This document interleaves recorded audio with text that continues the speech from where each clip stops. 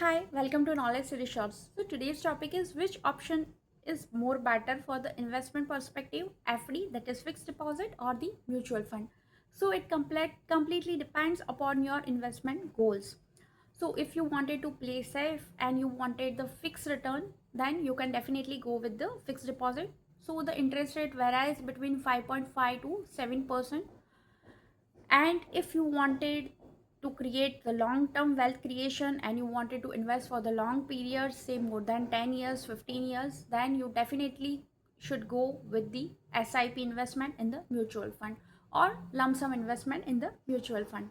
The major benefit over this return is in the FD, the interest will be fully taxable basis on the applicable slab basis on your income.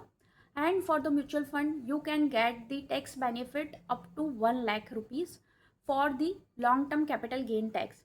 That means if you have retained that investment for a period of more than 1 year, then up to 1 lakh rupees of profit, you can get the tax exemption. For example, if you have invested rupees 1 lakh in 2020 and now in 2026 that amount has raised to say 1 lakh 50,000, then the if you redeem that 1,50,000 at in 2026, then you will get the completely tax exemption on that profit of 50,000, that is 1,50,000 redemption amount minus the cost. So profit comes to 50,000, then that 50,000 is completely tax free as it consider as a long term capital gain, and the amount is less than 1 lakh. Up to 1 lakh you can get the completely exempted return.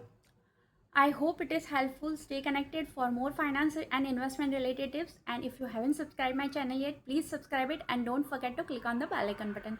Stay connected for more videos.